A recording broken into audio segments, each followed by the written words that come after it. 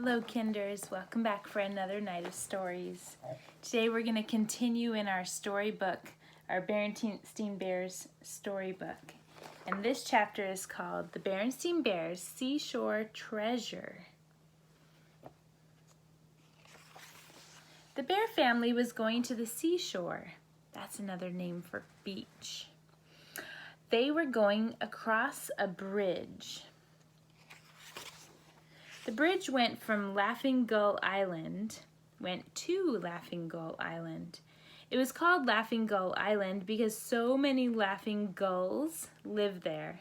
Ha, ha, ha, cried the laughing gulls as they sailed across the sky.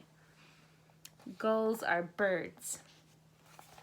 Sometimes we call them seagulls. Will we be there soon? Asked Sister Bear. Yes, said Papa Bear.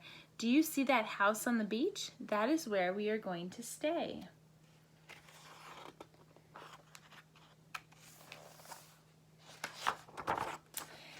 The bear family unpacked the car and they carried their things into the house. Brother, sister, and Papa Bear put on their swimsuits. Mama decided to wait until later. Come, Papa, said Brother, let's go to the beach. Said Papa, I found something in the closet. What is it? Asked Brother. It is a map, said Papa, an old pirate treasure map. Really, my dear, said Mama. It says this place used to be called Pirates' Cove, said Papa. It said that pirates buried their booty here. What is booty, Papa? Asked Sister. It is treasure, said Papa. Pirate treasure. You know, gold, silver, diamonds, and rubies. Now really, my dear, said Mama. Do you think the map is real? Asked Brother. There's only one way to find out, said Papa. Follow me. Papa got a shovel and they went down to the beach. It was a bright sunny day. The sea sparkled. Waves crashed upon the shore. Ha, ha, ha, cried the laughing gulls. Papa began to dig and the cubs splashed in the sea. Have you found any treasure yet, Papa? Asked Brother. Not so far, said Papa. All I have found are some old shells. What is this one, Papa? Asked Sister. That is a clam shell, said Papa. It's big and gray, said Sister. What is this one? Asked Brother. It's an oyster shell, said Papa. It's bumpy and black, said Brother. Papa looked at the treasure map. He said, this must not be the right spot. He moved to another spot and dug some more. Any treasure yet, Papa? Said Brother. No, just more old shells, said Papa. What is this one? Asked Brother. That's a scallop shell, said Papa. It's pretty and pink, said Sister.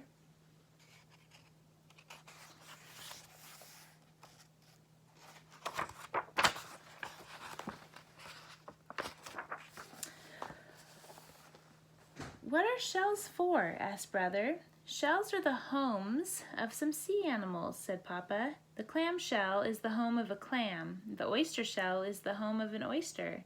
A scallop shell is the home of a scallop. The sun shone down, the sea sparkled, waves crashed upon the shore. Ha, ha, ha, cried the gulls.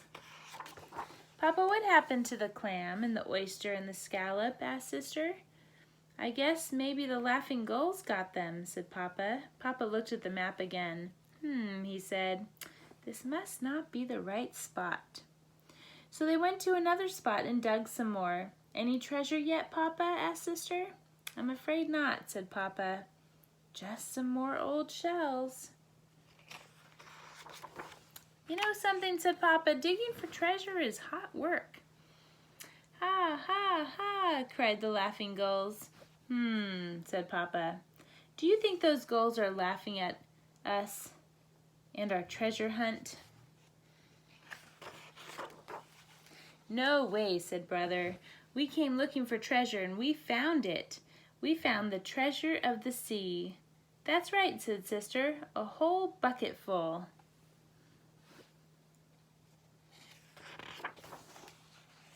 "Time for a dip," said Papa. And after they cooled off, they headed back to the house to show Mama their treasure.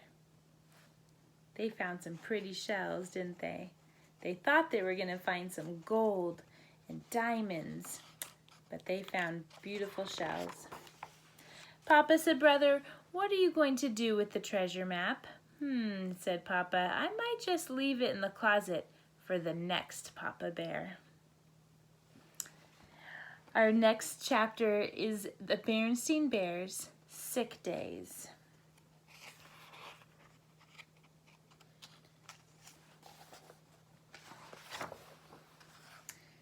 The morning sun was just peeking over the treetops when Mama Bear put 2 steaming hot bowls of oatmeal on the table, ready for Brother and Sister when they came down for breakfast. There were 2 smiley faces made of raisins on the oatmeal to make it more fun to eat. Mama heard someone clumping loudly down the stairs. It was Brother Bear, still half asleep. "Where's Sister?" asked Mama, a little surprised. Sister was usually up bright and early. "She's still in bed," said Brother with a yawn.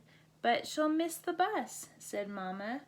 "That's what I told her," Brother said, starting to eat his oatmeal.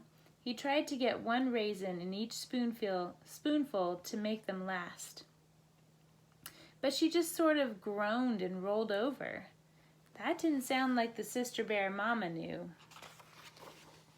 "Papa," said Mama, "will you please keep an eye on Honey Bear while I go check on Sister?" "Sure thing," said Papa, leaning over his Bear Country news to catch some drips under Honey Bear's chin. Mama went upstairs and looked into Sister's room. Sister was still in bed and almost invisible under the blankets. "Sister," called Mama softly, "it's time to get up." But Sister just groaned. "Oh dear," said Mama, and gently pulled the covers down. Sister gazed at her drowsily. "Mama," said Sister in a low, croaky sort of voice, "I don't feel so good." Mama felt Sister's forehead, and it was quite hot. "I'm afraid you might have a fever, Sister," said Mama, concerned. "I'll be right back with a thermometer." Mama hurried to the bathroom and back again. It was the first of the hurrying she would do that day. "Put this under your tongue and hold it there," Mama said, shaking down the thermometer. She bustled around the room, straightening up, then took the thermometer out of Sister's mouth.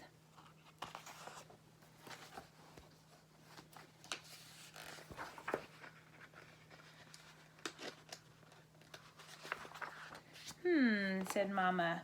100 degrees. You do have a temperature.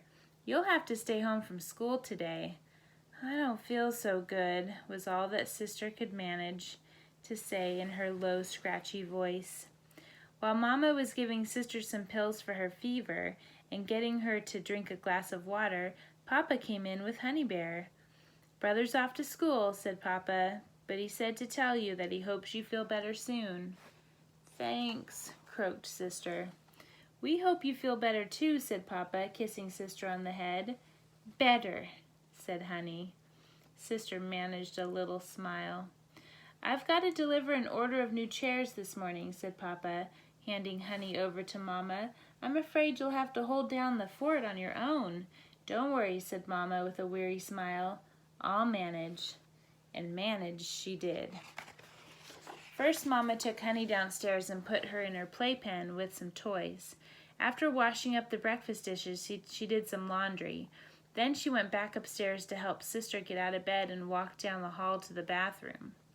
Honey Bear started yelling, so Mama trotted downstairs to give her some new toys. After that, Mama made up a tray with graham crackers and milk in case Sister felt hungry. While Mama was upstairs, she heard Honey yelling again and dashed back down to change her. Now it was time to put the laundry in the dryer, and Mama was getting a bit tired. After lunch, Mama put Honey Bear down for a nap. Time for a rest, she thought.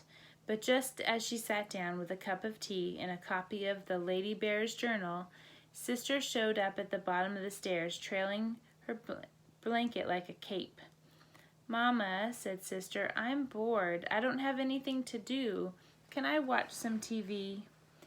"Do you really feel well enough to be out of bed?" asked Mama. "I think so," said Sister, curling up on the sofa. "I feel a lot better now." "Well, all right then," said Mama, turning on the TV. "You can watch for a little while." After making sure Sister was comfortable, Mama went into the kitchen to get something out of the freezer for dinner. Sister enjoyed lying on the sofa watching TV. She was wrapped in her blanket and propped up on soft pillows. She watched a DVD of The Bear of the Rings, one of her favorites. The sofa reminded her of the big castle in the movie. She decided that her castle needed to be stronger in case the servants of the wicked bear attacked. Sister gathered cushions from all the chairs in the room and piled them up around the sofa. She got a broom out of the closet and pretended it was a catapult to shoot pillows at the attacking army. She shot a pillow right across the room and knocked one of Mama's potted plants on the floor, and the dirt from the plant went everywhere. Uh-oh. "I see you're feeling much better," said Mama, looking at the damage. "If you're well enough to knock over my plants, you're well enough to help me clean up." When they were finished, Sister was worn out. She was still sick after all. She lay down on the sofa and took a little nap.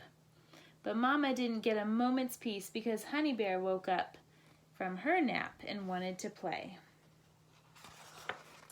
Mama looked up at the clock. It was nearly time for Brother to come home from school, and Mama always liked to have milk and cookies ready for the cubs to eat before they started their homework.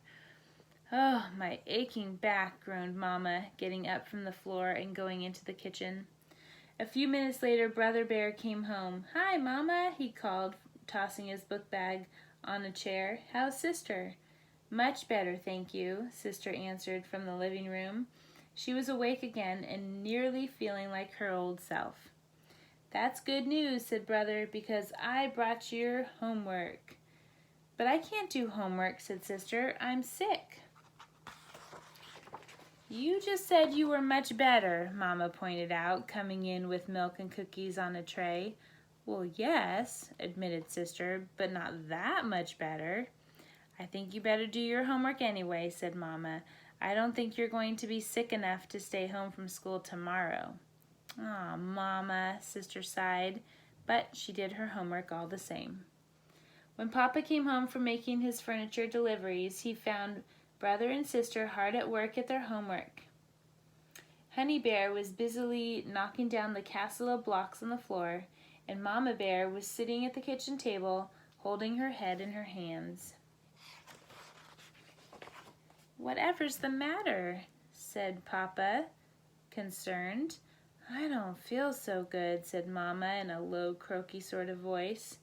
And that night, Mama went to sleep early, while Papa put the cubs to bed by himself.